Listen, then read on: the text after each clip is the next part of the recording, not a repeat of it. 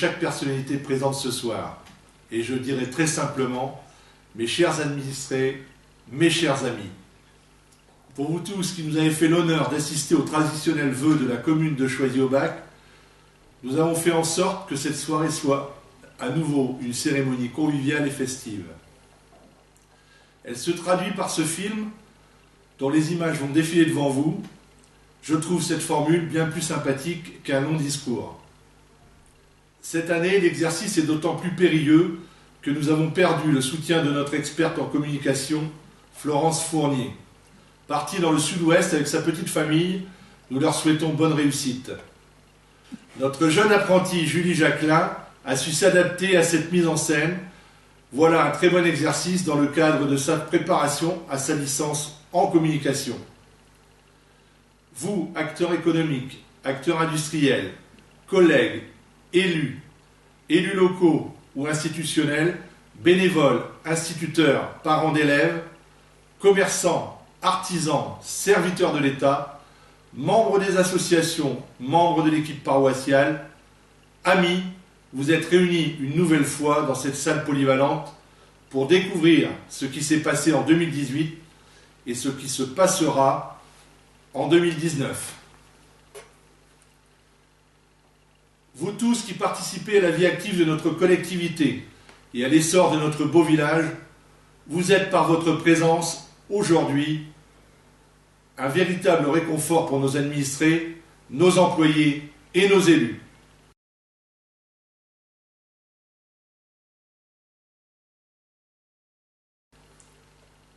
En 2018, notre village a continué sa profonde mutation, démarrée en 2007 avec la construction du viaduc et l'aménagement du bassin des Mouilles. Depuis, les Causassiens subissent des gênes en permanence. Nous les regrettons et nous nous en excusons. Cependant, c'est reconnu, une ville où les engins de chantier sont absents est une ville qui se meurt. Il faut dire que le millefeuille administratif qui s'impose à nos projets ne nous facilite pas la tâche. Avant-hier, c'était Natura 2000. Hier, c'était le plan de protection des risques d'inondation, ce fameux PPRI. Et aujourd'hui, ce sont les fouilles archéologiques. Pourtant, nous avançons. Et nous continuerons à avancer pour que notre commune, et par voie de conséquence l'agglomération, reste attractive. Le pont du Franc-Port ayant été remis à la circulation, ce fut au Pont-sur-l'Aisne, rue du Maréchal Foch, de se refaire une beauté. Des travaux structurels et des sommes colossales pris en charge par le conseil départemental sur des ouvrages qui étaient vraiment mal en point. Le pont rue du Maréchal Foch a été remis à la circulation en sens unique le 7 juillet dernier, en attendant la levée des réserves qui était prévue en novembre. Nous devons récupérer cet ouvrage et il est normal que nous exigions des travaux impeccables. La rétrocession ne pourra se faire qu'après la garantie de bon achèvement des travaux. Si la sécurité a été confortée dans le centre-bourg par la baisse de fréquentation des automobilistes et de la vitesse, pour certains, les parcours ont été rallongés. Il est donc primordial de réaliser des travaux pour sécuriser ce pont avant de le remettre en double sens. 2 surélevés et un chaussée-doux vont être mis en œuvre dès le début de cette année pour améliorer la sécurité sur et aux abords de l'ouvrage. Par contre, je le dis très clairement, sans incident depuis plus d'1 an, cette solution me convenait parfaitement. Au moindre accrochage, je demanderai au conseil municipal de revenir en sens unique. Nous ne devons pas perdre de vue que ce pont, du fait de son étroitesse, est à risque. La nouvelle station d'épuration de 6400 équivalents habitants, financée par l'ARC, le conseil départemental et l'agence de l'eau Seine-Normandie, est en service. Elle a été inaugurée le 16 novembre 2018. Elle traite les effluents de notre commune et celle du Plessis-Brion. Cette prouesse technologique a été réalisée avec 3 fosses de refoulement, un déversoir d'orage amélioré, 2 bassins de stockage à l'emplacement de l'ancienne station qui vient d'être démolie. À la technique a été associé un aspect architectural de grande qualité. que les services de l'Arc, M. Lacroix, M. Séjourné, Mme Malherbe et leurs équipes, la société IRH Maître d'œuvre et toutes les entreprises qui ont œuvré en soient très amplement félicités. Nous espérons maintenant récupérer de l'Arc les anciens locaux de la DIR afin de regrouper tous les lieux techniques éparpillés dans la commune. Notre église est maintenant hors d'atteinte des intempéries. Elle a retrouvé une partie de son éclat d'antan avec la deuxième phase qui a été terminée en mars dernier. Tous les donateurs peuvent être fiers et remercier les dons effectués à la souscription de la Fondation du patrimoine. Dès maintenant, et s'ils le souhaitent, leur don en chèque ou en espèces doit être déposé pour la troisième phase. Libellés en 2018, ils pourront être défiscalisés sur l'année écoulée. Tous ces bienfaiteurs ont été formidables. Imaginez, en 2016-2017, près de 90 000 euros ont été collectés. En 2017-2018, environ 116 000 euros. Le plan architectural et technique pour la troisième phase consiste en la restauration des transepts, de la tourelle du chœur et des façades extérieures. Il a été approuvé par la Direction régionale des affaires culturelles, la DRAC. Les dossiers de subvention sont en cours d'élaboration. Ils ont été déposés en novembre 2018. Les travaux vont reprendre dès 2019. La revitalisation de notre centre-bourg poursuit sa progression. Après l'ancienne gendarmerie et la médiathèque, le carrefour central et l'accès à nos commerces ont été réalisés. C'est une très belle réussite. La sécurité, la circulation des piétons et l'accès aux personnes à mobilité réduite ont été privilégiés. L'agréable a été associé à l'utile et vous êtes nombreux à avoir exprimé votre satisfaction pour cet aménagement que vous trouvez beau et fonctionnel. Il aura fallu 6 mois pour réaliser ce chantier délicat durant lesquels l'accès au commerce n'a pas été interrompu. Je félicite les entreprises qui, sous la houlette des services techniques de l'Arc, ont réalisé cette prouesse technique en essayant de répondre au maximum aux recommandations des uns et des autres et en essayant de respecter le quotidien de chacun. L'inauguration groupée avec l'église a été réalisée le jeudi 1er février 2018. 2 propriétés ont été préemptées par le PFLO. Celle de Mme Jouarsignac a été démolie. Celle des Parzibut devrait l'être en avril prochain. On sait que l'obtention d'un permis de construire pour de nouveaux logements face aux écoles, mais à proximité de monuments historiques, sera longue. Autant utiliser ces espaces qui, dans un premier temps, faciliteront l'accès au centre-ville. La vidéoprotection est opérationnelle depuis novembre 2017. Le système reste à parfaire dans la zone d'activité du Pont d'Éré, où des vols de carburant sont fréquemment constatés. C'est également le cas sur les parkings du bassin des Mouilles, sur lesquels des vols à la roulotte ont été enregistrés par des promeneurs ou joggeurs. Le lotissement du Momo est en chantier depuis le mois de juin 2017. Les premiers logements construits par l'OPAC de l'Oise ont été attribués le 29 novembre 2018. Les VRD, voies et réseaux divers, sont en cours de finition par l'entreprise Colas sous la maîtrise d'œuvre de l'Arc.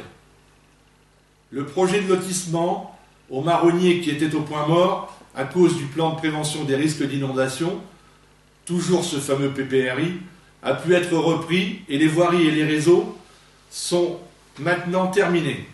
Notre détermination sur le viaduc, le 30 septembre 2017, a permis de se remettre autour de la table avec les services de l'État en 2018. Une véritable concertation basée sur le bon sens et le respect a été engagée avec l'arrivée de M. le préfet Louis Lefranc. Elle a été dirigée par le Conseil général de l'environnement et du développement durable, le CGEDD. Celui-ci a rendu son rapport le 28 septembre dernier.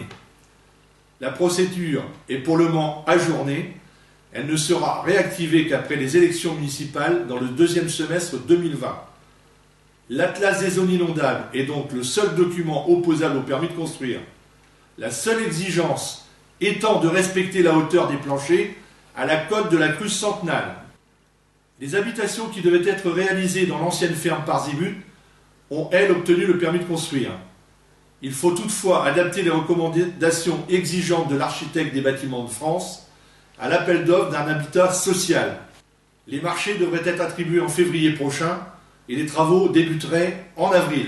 Si pour des raisons financières ce n'était pas le cas, je me verrais dans l'obligation de déclencher un arrêté de péril, comme la loi Elan m'y autorise aujourd'hui, afin de sécuriser cette zone proche de l'école maternelle.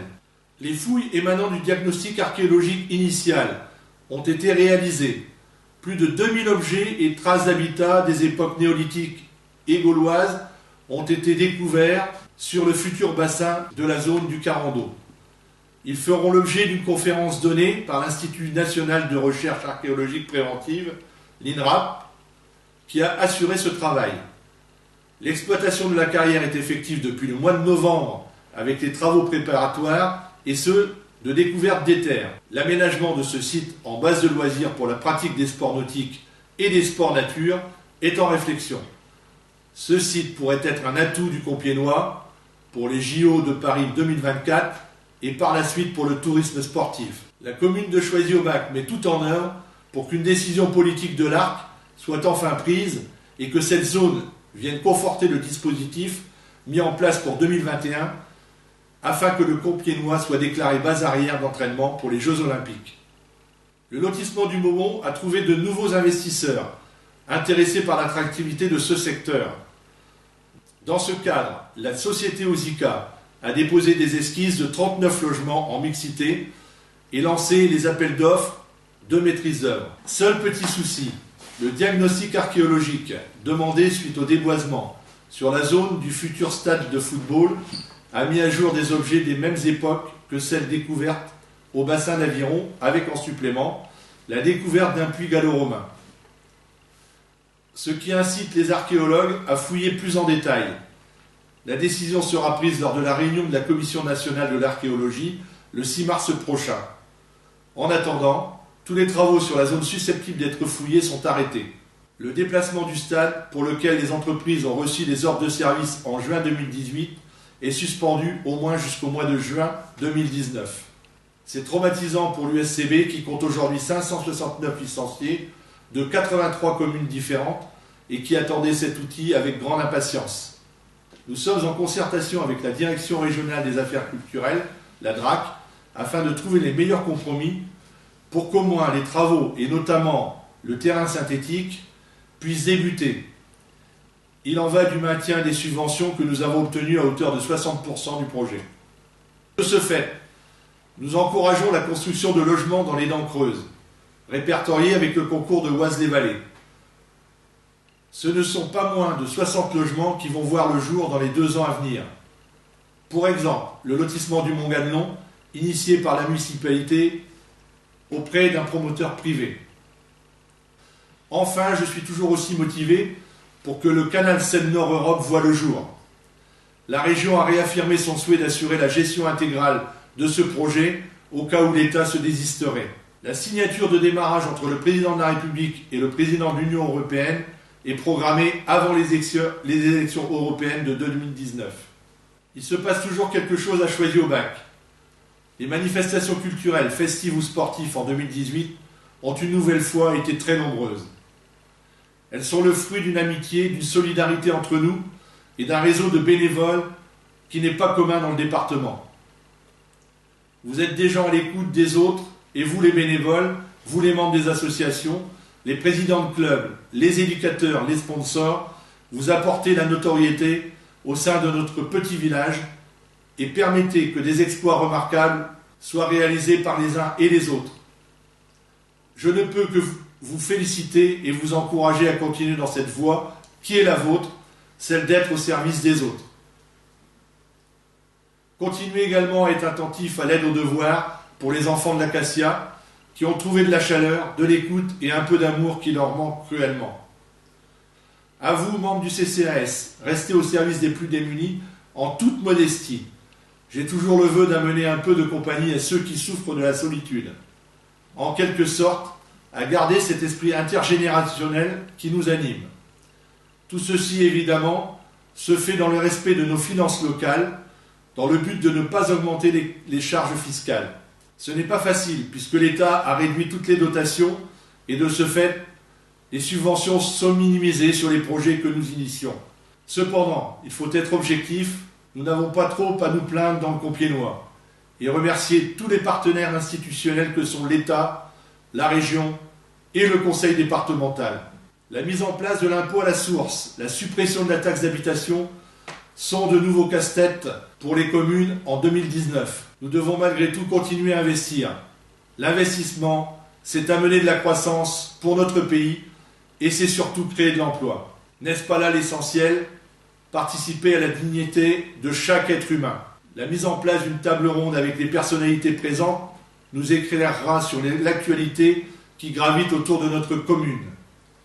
J'ai comme chaque année une dernière pensée pour ceux qui souffrent ou qui sont dans la peine. Je vous présente tous mes vœux pour 2019 ainsi qu'à tous vos proches.